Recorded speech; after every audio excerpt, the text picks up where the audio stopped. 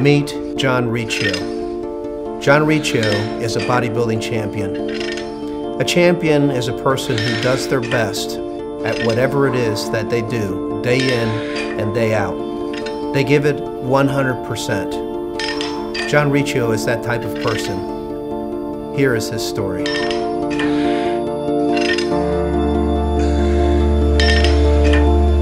My cousin had a magazine in 1981, and Franco Columbu was on the cover.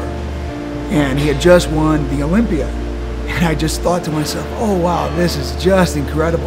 And I want to be like that. John has the mentality of a champion, and he is one of these people that never feels sorry for himself, nor is he a proud person. You know, in fact, John is very fond of saying that pride and pity are the two opposite ends of the same dirty stick.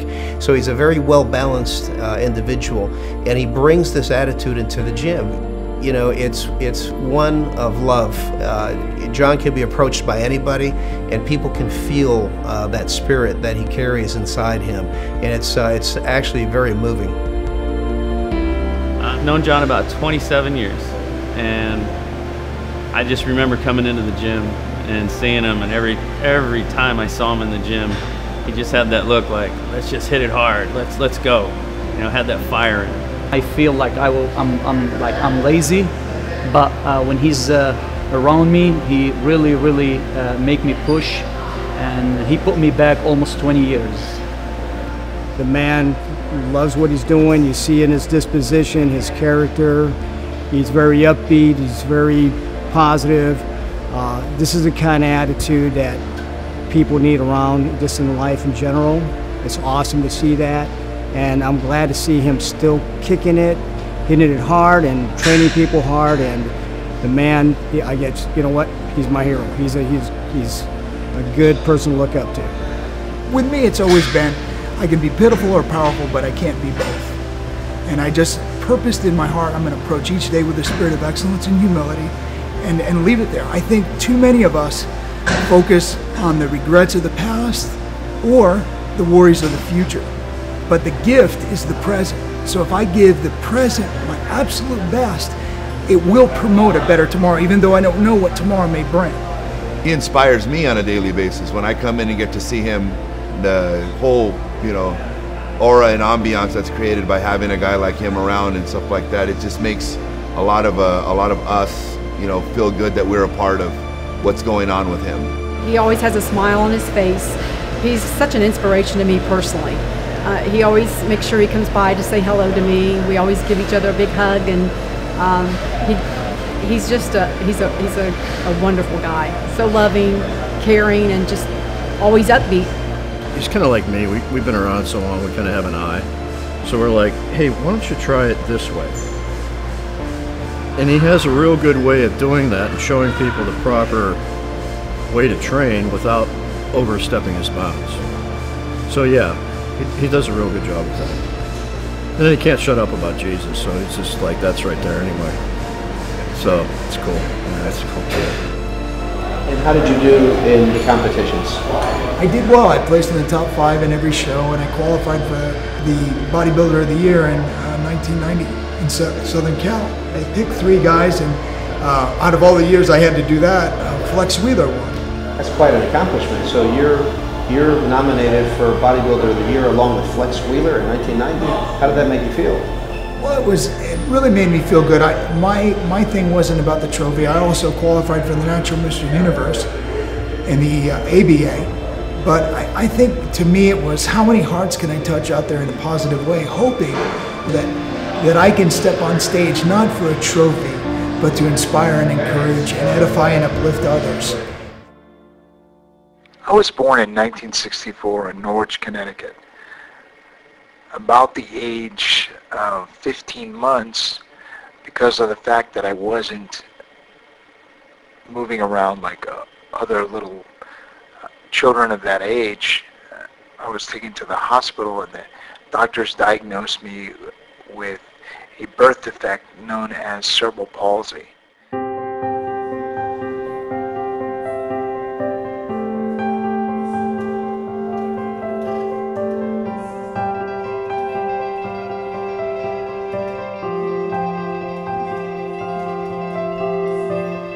I was first introduced to John Riccio several years ago by a mutual friend, and he told me this story about how he went into a gym one day, and it was during a pre-contest phase, and he was feeling sorry for himself as he looked for a machine to do cardio on, and he stopped feeling sorry for himself when he looked out across the gym and he saw this guy in a wheelchair who lowered himself onto the floor and literally dragged himself over to the dumbbell rack and picked up the dumbbells and proceeded to do side dumbbell laterals from his knees. And he said he was just totally blown away, and that's how he met John.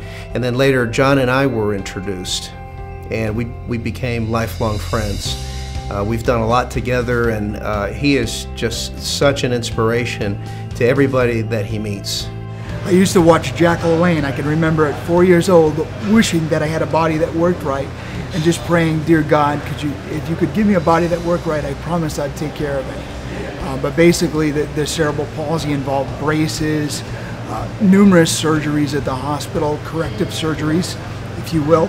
And then of course, going from braces to eventually crutches, I realized that when the doctors started saying, you know, most of these people have a very short lifespan, you know, he's going to either have to go into a facility that can handle him better, or he's going to have to try to do something for his own betterment. And I was determined at that point to do the absolute best that I could to take care of what I had. He's so dedicated in what he's doing, and he's just so positive. And I know personally me, I don't know if I could even be this, you know, as positive with all of his, you know, things that he's gone through, but he's such an inspiration to everybody.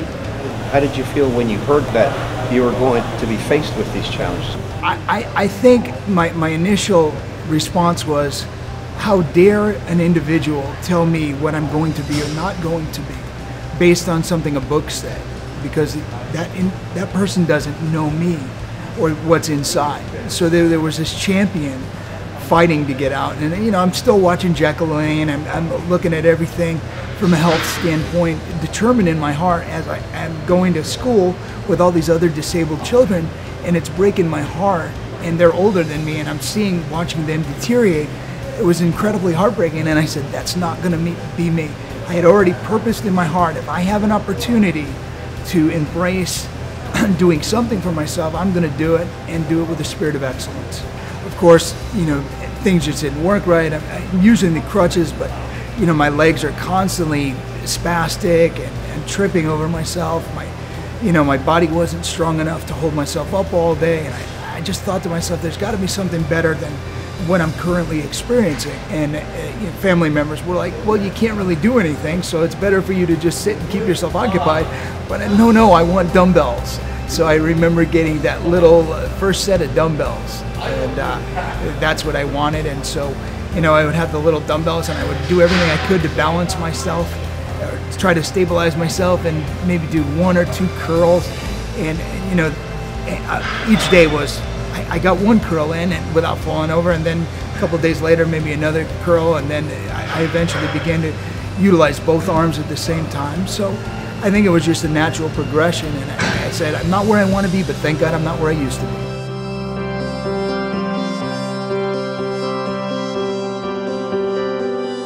I was introduced by my general manager, Josh. He told me that, you know, hey, this is John, and I immediately wanted to know his story. I immediately wanted to know where he came from and how he's doing what he's doing. And I just remember times going in watching him, and I just kept wondering, where do you get that motivation? You know, and he'd look at you and he'd just tell you, you know, oh man, you just got to be on fire for this. He's so on fire for the Lord. He loves the Lord so much, and he just inspires me that way. He came in the gym at the time. John had crutches he was walking on, and just the greatest guy. I just right away smiled on his face, you know, took his hand off his crutch, shook my hand, said, hey, you know, if it's okay, I'd like to get a workout in for today and see how I like the gym. And I said, yeah, absolutely. And at the time he was training for a show, and he was just in great shape, you know, and it was just so inspiring to see a guy who just, you know, was in the state that he was in with just the enthusiasm and the passion to get through his difficulties and seeing him every day for probably 6 or 7 years, every day just trying as hard as he could to be the best he could every day was just, there's nobody in that gym that wasn't inspired every day he came in. John, you at some point decided, I'm seeing changes in my body, I'm really excited about this, I'm going to enter a bodybuilding competition. Yeah. Now, people must have thought you were crazy. I think that was the, initially when I first got into the gym that I went to was downstairs. All the weights were downstairs, but the stairs were so steep I had to be carried down the stairs to the gym. And so that's kind of like a little bit of a spectacle, but I didn't care what people thought. So then when I got down there, I realized, wow, free weights are so different, and look at this whole new world that's been opened up to me. But each day I just approached everything, not what I couldn't do, I focused on what I could do. Now wait a second, you were on crutches and you could not get yourself around the gym too well, yet you were on the leg press? Well, I thought to myself, gosh, everything in bodybuilding that I see is about symmetry. So I could get around in the crutches, but the legs were just insanely lagging, and so when I had measured them, I believe that the quads were like 9 inches. And because of the spasticity of the cerebral palsy, everything was so tight, it was very hard to stretch the leg out to get it up on the leg press, especially the 45-degree angle. But, eventually, it took 6 months to be able to get him on there. And then when I got my feet on there, I realized that with legs, everything started from the ground up. So I had to retrain my mind to just say, okay, now I'm going to work on just contracting the feet and the calf, and then from that to the hand, and then get the quad in play, and then the glute. Anything worth doing is worth doing well.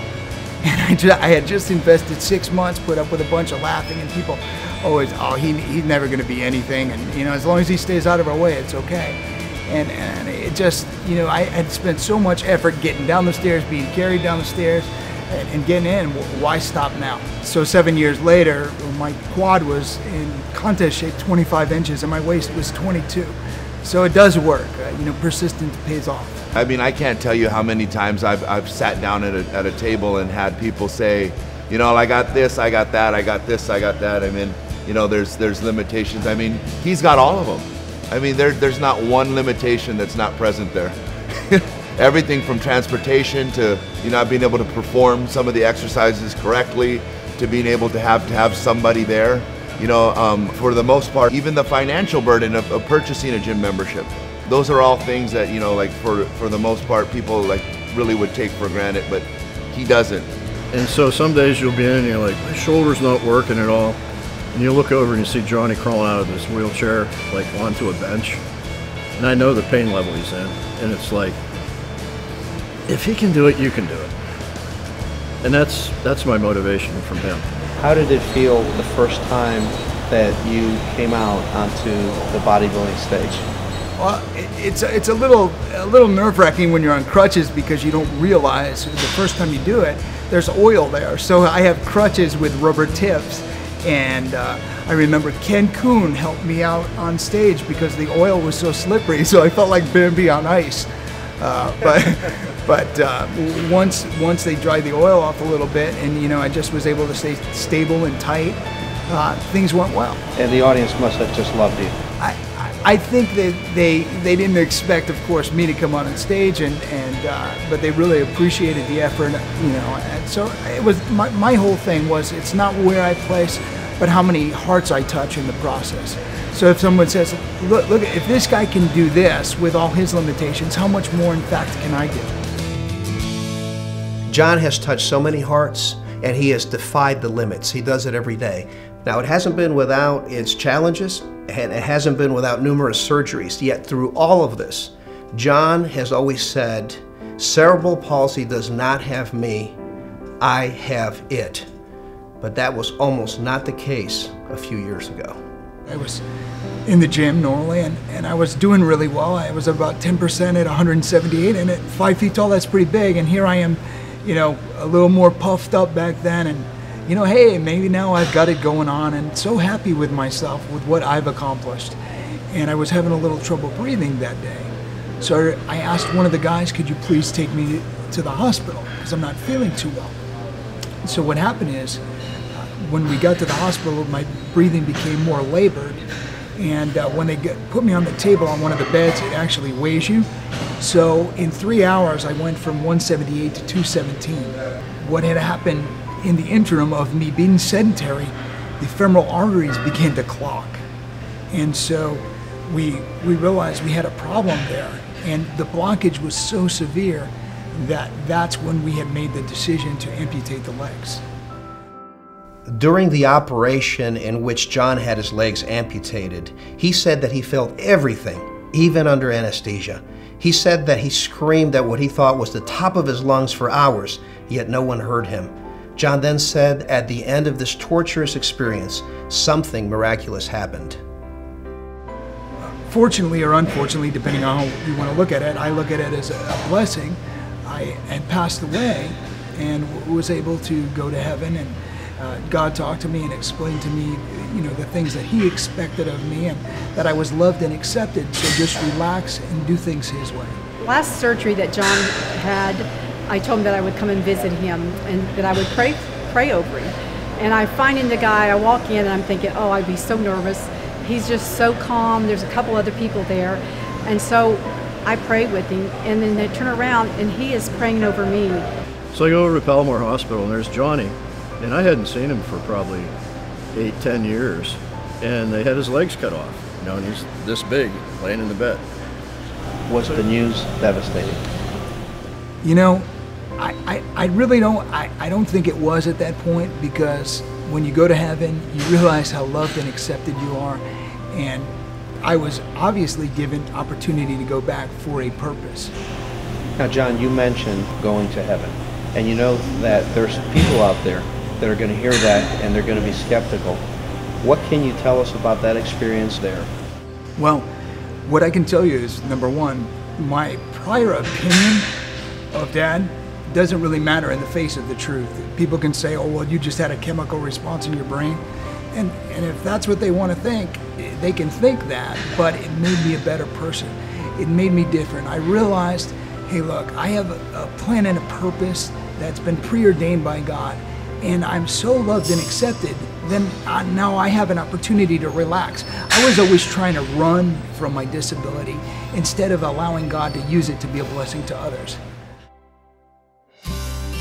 John shows that inner strength that comes from the Holy Spirit. He has this energy about him, this love for people that just comes out of him, and it's just wonderful to see. It's contagious. I know it has been for me. It's inspired me. It makes me want to work harder. It makes me more motivated, and it makes others that see him ever more motivated to work out. When you see John, you say, "What's my excuse?" One of the first qualities of love is patience, and I think that's what I learned. Yeah, we all want to have this incredible physique, but we wouldn't appreciate it if we got it in a week. They've got to realize if they've done things to their body that isn't conducive to it being healthy, it's going to take at least that much time to get into shape. So don't beat yourself up. You got to be your best friend, not your worst enemy. We have to think with a positive mindset. Don't focus on the things that you don't have. Begin to be thankful for the things you do have. John picks up on my mood before I ever go and find John for some reason. There's plenty of times when I see him too, but there's also those times when I'm not even present for the day, but there's already somebody there present for me. All the people I met and they've been around him, they love him, but really they listen to him. And he make me, like feel amazing. I'm around him, taking a lot of tip from him. And he's, like I said, he's a good man and he has a big heart for everybody. The thing that I love about John, I love his spirit. He is truly filled with the Holy Spirit, and he loves people. It just comes right out of him, this positive energy. Anybody that meets him feels that love that John has to help other people. And John, I got to tell you, I love you too, brother. And I am just so happy to know you and to share time with you. You have been an inspiration to me and to many others like me. Thank you, John. You only lose when you stop trying. So as long as I give 110%, then you're a constant winner. You've got to believe in yourself. You can't stop to think about the situation. You just have to overcome it. You don't have to be part of it. It's basically like this: shoot for the moon. Even if you miss, you still end up among the stars. So what I'm going to try to do is set a quality example, and if what I do inspires others to better themselves, then I've had a fruitful life while I was here. If I sit home and feel sorry for myself, it doesn't help me or anybody else around me. So that's basically what it's all about.